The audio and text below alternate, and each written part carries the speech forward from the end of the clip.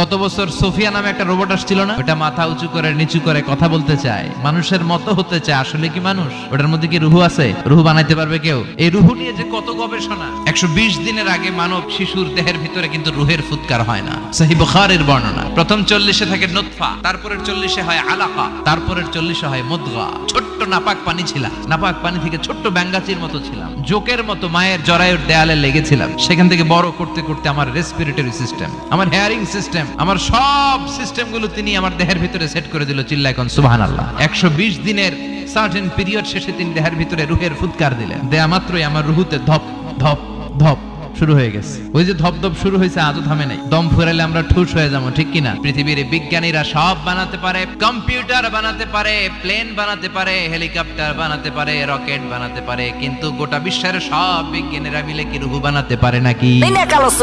বন্ধুরা, যারা আল্লাহর সুন্নাত ছবিটির জন্য একটা লাইক এবং সাবস্ক্রাইব করে যাবে।